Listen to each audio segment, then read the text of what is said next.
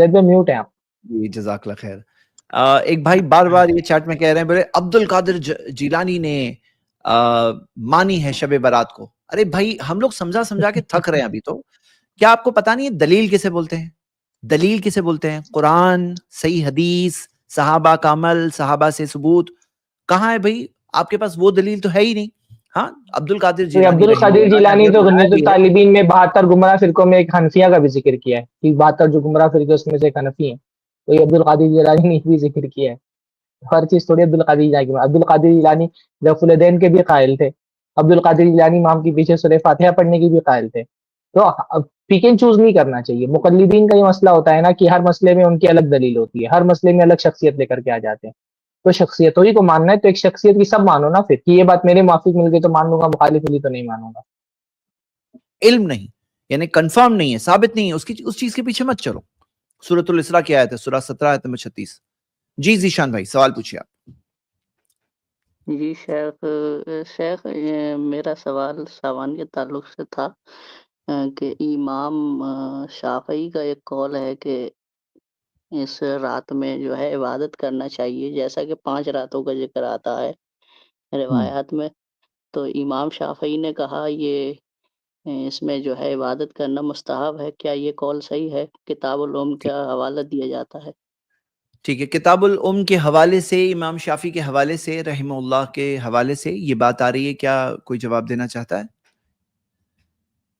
ہم لوگوں کے علم میں بات نہیں ہے. اس سے پہلے بھی یہ سوال آیا تھا اور کسی نے کہا کہ منسوب کیا تھا امام شافعی رحمۃ اللہ علیہ کی طرف کہ ان سے ایسا منقول ہے، لیکن ہم لوگوں کی نظر میں ایسی کوئی عبارت نہیں. اب جب وہ عبارت آئے گی تبھی ہم جو ہے اس کی تحقیق کر سکتے، دیکھ سکتے امام صاحب کی طرف اس کی نسبت کیسی ہے اور اس کی وجہ کیا ہے اور اس کا مفہوم کیا ہے. جب کوئی عبارت نہیں آتی بات نہیں. شیخ میں آپ کو کسی ذریعے سے بھیج سکتا ہوں وہ؟ جی آپ بھیج سکتے ہیں، لیکن ایک اور بات ہے کہ امام شافعی رحمہ اللہ کے قول سے بات ثابت ہوگی بھی نہیں. ہمیں قرآن اور حدیث کی دلیل چاہیے. کوئی انفرادی طور پہ کسی عالم سے بھول بھی ہو سکتی ہے، ہم یہ نہیں کہہ رہے بھول ہیں، یہاں تو دلیل سامنے نہیں آئی ہے، لیکن یہاں ہمیں سمجھنا چاہیے کیا چیز دلیل ہے، دلیل کسے کہتے ہیں. کیونکہ شیخ سرفراز کا آپ نے اگر بات سنا، کمنٹ سنا، تو انہوں نے سلف میں کئی سارے اقوال ذکر کر دیے پوری بیک گراؤنڈ پوری ڈیٹیل کے ساتھ میں. تو وہاں پہ وہ ساری تفصیلات ہے. آپ دیکھوں گے کوئی ایک صحابی سے نہیں ملتا، اور سلف میں نے مخالفت کی ہے، ان کا عمل نہیں تھا اس پر. تو یہ بات تو سامنے ہے آپ کے. ہاں شیخ امام شافعی بھی تو سلف میں سے تھے. آپ یہ بتاؤ کہ سلف میں دیکھیے جب کسی سلف میں سے کسی مسئلے میں اختلاف ہو جائے نا تو پھر یہ دیکھا جاتا ہے دلیل کس کے پاس ہے. میں نے تو خود بتایا کہ تابعین میں سے بعض لوگوں سے ملتا ہے، جیسے امام مقبول سے ملتا ہے اور بھی کچھ لوگوں سے ملتا ہے. تو جب اب کسی مسئلے میں سلف کے اختلاف ہو جائے تو کیا کرتے ہیں ہم لوگ؟ یہ دیکھتے ہیں نا کہ دلیلیں کس کے پاس ہیں. تو جو ان لوگوں نے کہا ہے ان کے پاس کوئی دلیل نہیں. میری بات تو سن لیجیے میرے بھائی پوری. جن لوگوں نے کہا ان کے پاس قرآن سے، سنت سے، صحابہ کے آثار سے کوئی دلیل نہیں ہے. اور جیسا کہ وہ امام طرطوشی نے بتایا کہ یہ مسئلہ امام ابن رجب رحمہ اللہ نے لطائف المعارف میں ذکر کیا ہے کہ یہ بات شروع ہوئی ہے اسرائیلیات سے. بعض لوگوں نے اسرائیلیات سے دیکھ کر کے عمل کرنا شروع کیا اور وہیں سے یہ بات چل نکلی ہے. تو امام شافعی تو بات کیا علم ہے، میں تو تابعی کا حوالہ دے رہا ہوں کہ بعض تابعین اس میں محنت کرتے تھے اس رات کو خصوصی طور پہ، لیکن اس کے پاس اس کی کوئی اصل اللہ کے نبی صلی اللہ علیہ وسلم سے نہیں تھی، نہ قرآن سے تھی. وہ چیز انہوں نے اسرائیلیات میں سے لے لی. تو جب تابعین کے یہاں کسی مسئلے میں اختلاف ہو جائے نا تو ہم کو سلف کا طریقہ کیا ملتا ہے؟ اختلاف کے موقع پہ فَإِن تَنَازَعْتُمْ فِي شَيْءٍ فَرُدُّوهُ إِلَى اللَّهِ وَالرَّسُولِ إِن كُنتُم مُؤْمِنِينَ، کہ اگر کسی مسئلے میں اختلاف ہو جائے تو اللہ اس کے رسول کی طرف لوٹا دو. اب اس مسئلے میں جب ہم دیکھ رہے ہیں کہ سلف کا اختلاف ہے تو ہم اس کو اللہ اس کے رسول کی طرف لوٹا رہے ہیں، اور اللہ اس کے رسول سے ہم کو کوئی ثبوت اس کا نہیں مل رہا ہے. شیخ تو اگر اس طرح ٹکرائیں گے کسی مسئلے میں کہ فلاں سلف کا قول جائز کا ہے، فلاں سلف کا قول ناجائز کا ہے، تب تو سلف اور سلف کو سلف سے لڑاتے رہیں گے. بھئی مسائل میں تو اخلاق کا اختلاف ہو ہی سکتا ہے. تو سلف کو جائز ناجائز مستحب غیر مستحب میں ٹکرانے کے بجائے ہم دیکھیں گے کہ بھئی دلیل کس کے ساتھ ہے. لیکن یہ ساری باتیں اس وقت ہم کریں گے جب امام شافعی کا قول آئے گا، دیکھا جائے گا کہ امام شافعی کا قول میں پڑھ دیتا ہوں. امام شافعی کا قول پڑھ دیتا ہوں. کیا ہوتا ہے اور یہ پوری بات پر آپ بھی عمل نہیں کریں گے، بلکہ میں دکھا بھی دیتا ہوں. ایک منٹ اسکرین شیئرنگ کر رہے ہیں شیخ.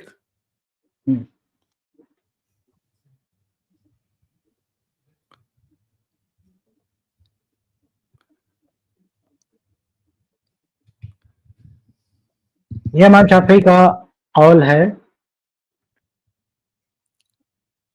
یہ دکھ رہا ہے؟ جی دکھ رہا ہے. جی الٹا کر کے آ رہا ہے. چلو ٹھیک ہے، تو اس کو نہیں دکھاتے. پڑھ دیجیے آپ. آپ بتا دیجئے. وہ میں پڑھ کے بتاتا ہوں، میں پڑھ کے بتا دیتا ہوں. ٹھیک ہے، کوئی بات نہیں، میں وہ پڑھ کے الٹا ہی بتا لگا دو. دوں گا کوئی کیا؟ کسی کو کہیں گے الٹا کر کے دیکھ لیں. جی اچھا ایک منٹ ہے، ایک منٹ، میں سیدھا ہی کر دیتا ہوں. چلو سیدھا کر دیتا ہوں اس کو. ایک منٹ.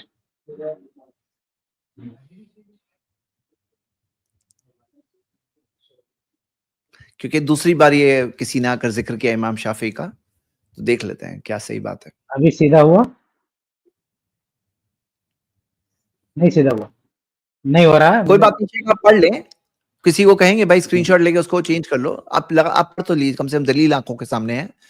چلیے میں پڑھ کے بتاتا ہوں. ان کی جو کتاب ہے نا الام، اس میں ان کا جملہ کیا دیکھو، کہتے ہیں وہ بالغنا انہ کان یقال، کہتے ہیں ہم تک یہ بات پہنچی ہے کہ کہا جاتا تھا. کوئی حوالہ نہیں ہے، دیکھیے کوئی سند نہیں ہے، کوئی حوالہ نہیں ہے ان کا. وہ کہہ رہے ہیں کہ ہم تک یہ بات پہنچی ہے، یعنی جو بات کہنے جا رہے ہیں آگے وہ بے دلیل ہے. کہہ رہے ہیں کہ کہا جاتا تھا کہ ان الدعاء یستجاب فی خمس لیال، کہ 5 راتوں میں دعا قبول ہوتی ہے. 5 راتوں میں دعا قبول ہوتی ہے. اور 5 راتیں کون کون سی ہیں؟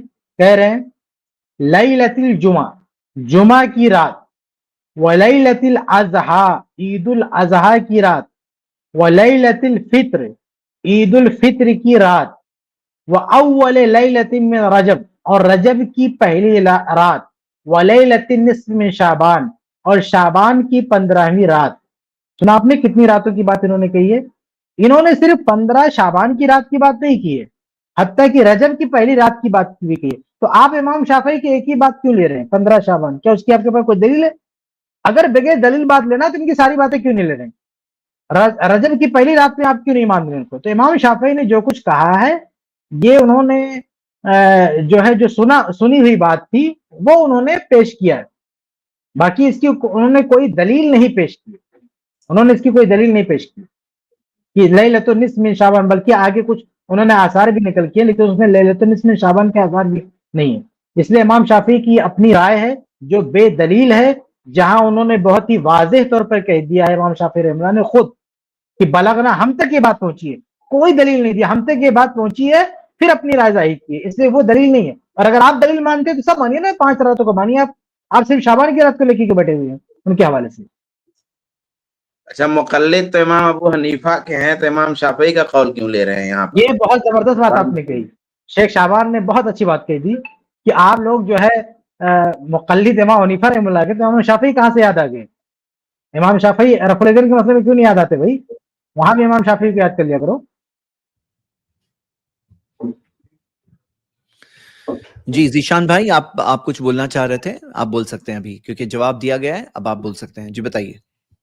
جی شیخ، اس میں یہ ایسے کوئی الفاظ ہیں مستحب وغیرہ کے؟ ہے وہ شیخ الفاظ ہیں. میں آخر کے الفاظ پڑھ دیتا ہوں. اس میں یہ ہے کہ قال شافعی کہتے ہیں وانا استحب کل ما جو ہے حکیت فی هذه الليالي من غیر ان یکون فرضا، کہ میں مستحب سمجھتا ہوں کہ ان راتوں میں، ان تمام راتوں میں جو کچھ بھی حکیت بیان کیا گیا ہے، میں فرض نہیں سمجھتا لیکن اس کو مستحب سمجھتا ہوں. یہ امام شافعی کی اپنی رائے جو بے دلیل ہے. وہ خود کہہ رہے ہیں کہ حکیت بیان کیا گیا، بلغنا ہم تک پہنچا، لیکن کوئی دلیل نہیں دے رہے، جبکہ وہ بہت ساری باتیں سند کے ساتھ پیش کرتے ہیں. یہاں انہوں نے کوئی دلیل نہیں دی. اس لیے ان کا مستحب سمجھنا، کہ ان کا یہ کہنا، یہ ان کی اپنی بات ہے، ہم اور بے دلیل ہے، ہم اس کو نہیں مانتے. ٹھیک ہے، اب بولیے ذیشان بھائی، بیچ میں نہ بولیں، ابھی بول سکتے ہیں. جی آپ بتائیے. شیخ، یہ عمل کرنا تو پھر بدعت ہے، تو جو عمل کرے گا ایسی چیز پر تو وہ تو پھر بدعت ہی ٹھہرے گا اس لحاظ سے. دیکھیے دونوں میں بہت فرق ہے. دونوں میں بہت فرق ہے. جیسے کفر اور کافر کہنے میں فرق ہے نا. ایک آدمی کوئی کفریہ شرکیہ کام کرتا ہے تو ہم کہیں گے یہ کام کفریہ ہے، ہم کہیں گے یہ کام شرکیہ ہے، لیکن اس کے کرنے والے کو کافر نہیں کہیں گے. یہ فرق ہوتا ہے نا بھائی. بہت سارے کام کفر کے ہیں قبر کو سجدہ کرنا کفر ہے، شرک ہے، لیکن کوئی قبر کو سجدہ کرا ہم حکم نہیں لگاتے کیوں کافر ہے، سمجھ رہے؟ تو ایسے ہی بدعت، کوئی کام بدعت ہے ہم کام کو کہیں گے بدعت ہے، لیکن ہر شخص کو یہ نہیں کہیں گے کہ وہ بدعتی ہے۔ امام شافعی رحم اللہ اپنے اصولوں سے بدعتی نہیں ہے، ان کا اصول قرآن حدیث ہے، صحیح حدیث ہے، ان کے اصول صاف ہیں، لیکن کبھی کبھی آدمی سستی میں یا حسن ظن میں یا کسی وجہ سے کسی بات پر ایسے اعتماد کر لیتا ہے، تو اس کی وجہ سے ہم اس کو بدعتی نہیں کہیں گے، اصولوں کی روشنی میں دیکھیں گے نا کہ ایک شخص کا اصول کیا ہے، جب ان کا اصول یہ نہیں ہے بدعت والا تو ہم ان کو بدعتی نہیں کہیں گے۔ باقی لوگ تو اصول بنا کے رکھے نا کہ ہم بھی بنا سکتے ہیں، عبادت کرنے میں کیا حرج ہے، پورا بدعتیوں کا اصول ہے تو ان کو بدعتی کہیں گے، لیکن امام شافعی رحمہ اللہ کو ہم بدعتی نہیں کہیں گے۔ جی شیخ، لیکن میں انہیں بدعت ہی نہیں کہہ رہا ہوں، لیکن ان کا یہ عمل تو بدعت ہوا نا۔ یہ عمل جو شخص بھی مستحب سمجھتا ہے اور اس کے پاس کوئی دلیل نہیں پیش کرتا ہے تو ہم کہتے ہیں ان راتوں میں خصوصی بات کرنا بدعت ہے۔ جی شیخ، جزاک اللہ۔ ایک سوال اور تھا کچھ اہل حدیث علماء کے تعلق سے۔ ابھی کیونکہ بہت کم وقت باقی ہے، وہی کئی ویسے لوگ امام شافعی مجتہد ہیں، امام شافعی مجتہد ہیں، تو اگر انہوں نے کسی چیز کو مستحب کہا ہے تو یہ تو کہا جائے گا کہ ان کا یہ قول غلط ہے، لیکن اب امام شافعی مجتہد ہیں تو کسی مسئلے میں وہ اجتہاد کر سکتے ہیں، لیکن جو مجتہد نہیں ہے وہ تھوڑی ہی عمل کر سکتا ہے، وہ اجتہاد والی بات کر سکتا ہے۔ کبھی ایسا ہو امام سکتا شافعی ہے رحمہ اللہ، اچھا ایک بات اور ہے، امام شافعی رحمہ اللہ کے الفاظ میں یہ بھی نہیں ملتا ہے کہ وہ کہتے ہیں کہ میں عمل کرتا ہوں، یعنی ان راتوں میں کوئی عمل وہ کرتے ہوں، انہوں نے کہا اس کو مستحب سمجھتا ہوں، لیکن یہ نہیں کہا ہے کہ میں اس پہ عمل بھی کرتا ہوں، یہ نہیں کہا انہوں نے۔ بس یہی بات اچھا، کہنا چاہ انہوں رہا نے تھا۔ جو صیغے بھی استعمال کیے ہیں ان صیغوں کو بھی آپ دیکھیے، وہ خود یہ دعویٰ نہیں کر رہے کہ یہ چیزیں اللہ کے نبی سے ثابت ہے۔ مطلب الفاظ دیکھیے، بلغنا ہم تک یہ بات پہنچی ہے، حکیت کہا گیا ہے، یعنی یہ خود کی امام شافعی خود یہ جزم کے ساتھ یہ نہیں بول رہے کہ یہ بات اللہ کے نبی سے ثابت ہے۔ تمریز ہے۔ ہاں، جتنے بھی صیغے انہوں نے استعمال کی اس معاملے میں، ان کی بات سے سمجھ میں آ رہا ہے کہ وہ اللہ کے نبی صلی اللہ علیہ وسلم سے کوئی بات ان تک کے نہیں پہنچی ہے، بس زیادہ سے زیادہ یہ ہے کہ انہوں نے کہا کہ ہم تک یہ بات پہنچی ہے، اس طرح کی باتیں بیان کی گئی۔ کانا یقال کہا گیا ہے، یہ بھی نہیں، اگر ایسے بات ہوتی کہ اللہ کے نبی سے ثابت ہے تو وہ یہ کہتے ہیں نا قال نبی صلی اللہ علیہ وسلم، اللہ کے نبی نے کہا ہے، پر وہ کہہ رہے ہیں کہا گیا ہے، کہی گئی ہے، یہ بات ہم تک پہنچی ہے، تو خود ان کے صیغے اس بات کی دلیل ہے کہ اس معاملے میں اللہ کے نبی سے کچھ بھی ثابت نہیں۔ اور ہم کہتے ہیں کہ استحباب ایک شرعی حکم ہے، شرعی حکم یا تو قرآن سے ثابت ہوگا یا تو حدیث سے ثابت ہوگا۔ چلیے بہت بہترین۔ ذیشان بھائی، آپ کے سوال کو میں نے لیا، موضوع سے ریلیٹڈ سوال ہے، آپ پوچھ لیجئے ایک اور، لیکن موضوع سے باہر ہے تو ابھی نہیں لے سکتے کیونکہ بہت کم ٹائم موضوع سے ریلیٹڈ ہی ہے۔ بولیے، موضوع سے ریلیٹڈ پوچھ جیسا سکتے ہیں، کہ بولیے۔ ہمارے کئی سارے علماء اہل حدیث بھی اس کے قائل رہے ہیں، اس کے تعلق سے عمل کرنے کے، جیسا کہ شیخ علامہ عبد الرحمن مبارک پوری، اس کی کہتے ہیں کہ اس کی فضیلت ہے، اور یہاں تک کہ یہ فتاوی حساریہ کے اندر کیا بولتے ہیں، عبد القادر حدیث عالم تھے، انہوں نے بھی یہ کہا ہے کہ اس کا روزہ رکھنا اور کیا بولتے ہیں اس رات عبادت کرنا بدعت نہیں ہے۔ بھائی آپ ہندوستان، ہم جو جن علماء کے حوالے ہم نے آپ کو دیے وہ علماء اہل حدیث علماء نہیں ہیں، ہم امام مکحول کا حوالہ آپ کو دے رہے ہیں، امام شافعی کا حوالہ آپ خود لے کر کے آ رہے ہیں، تو ہم تو سلف کے زمانے کے علماء کے بارے میں بول رہے ہیں کہ ان کے یہاں بھی یہ قول پایا جاتا تھا۔ ایک طرف ایک چھوٹی سی تعداد تھی جو اس میں عبادت کو مستحب سمجھتی تھی، دوسری تعداد تھی جو اس زمانے میں عبادت کو بدعت قرار دیتی تھی۔ تو جب سلف کے یہاں سے اختلاف ہم بول رہے ہیں تو آپ ہندوستان کے علماء کا ذکر کر کے کیا فائدہ؟ جب اختلاف ہم بتا دیے کہ سلف کے یہاں بھی ایک قول یہ پایا جاتا تھا، لیکن جب سلف کا اختلاف ہو جائے گا تو دیکھا جائے گا کہ دونوں میں سے کس کا قول زیادہ قوی ہے۔ اور جب ہم بتا رہے ہیں کہ بھائی کسی چیز کا استحباب، کیا ایک چیز جو شریعت میں مستحب نہ ہو کیا کسی سلف کے قول سے مستحب ہو جائے گی؟ استحباب ایک شرعی حکم ہے نا، تو شرعی حکم کیسے ثابت ہوتا ہے؟ اللہ سے، اس کے رسول سے، کہ کسی سلف کے قول سے کسی چیز کا شرعی حکم ثابت ہو جائے گا؟ جی شیخ، کیا بولتے ہو ذیشان بھائی؟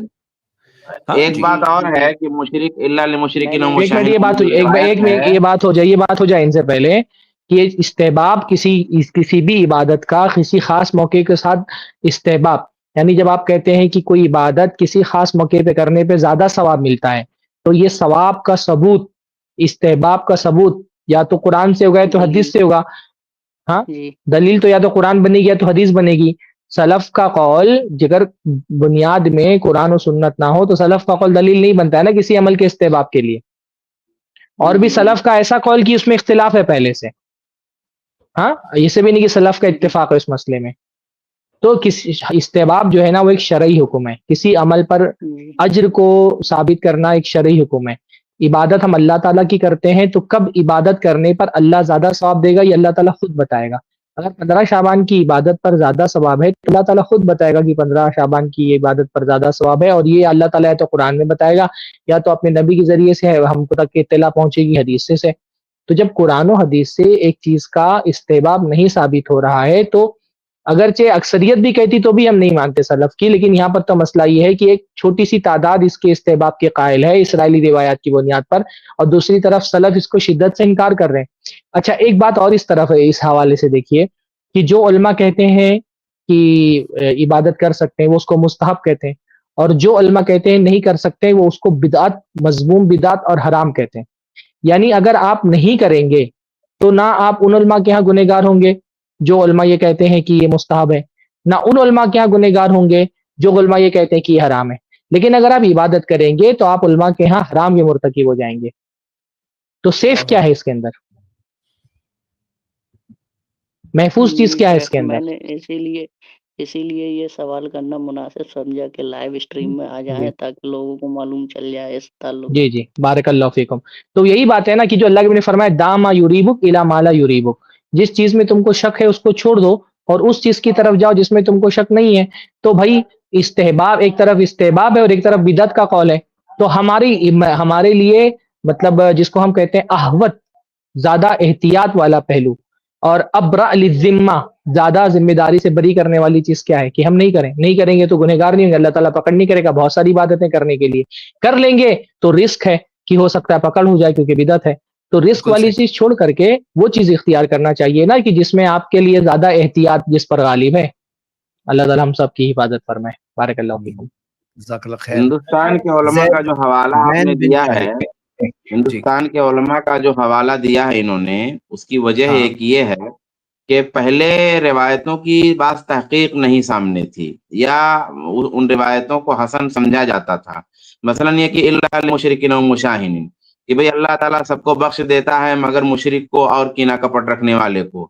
اب اس روایت میں ایک فضیلت مل رہی تھی کہ بھئی وہ فضیلت اگر ہے تو وہ کام کرنا چاہیے، کینہ کپٹ نہ رکھ کر کے سونا چاہیے، اس طرح کی چیزیں آتی رہتی تھی. تو جو ہندوستان کے علماء کا جو بات پیش کر رہے ہیں حوالہ، وجہ اس کی ہے کہ بعض روایات کی تحقیق نہیں تھی، تو تحقیق نہ ہونے کی وجہ سے اہل حدیث کا طریقہ ہی یہی ہے کہ بھئی روایت اگر قابل قبول ہے تو اس کو لیا جائے اور جس حد تک اس میں بات موجود ہے اس پہ عمل کیا جائے.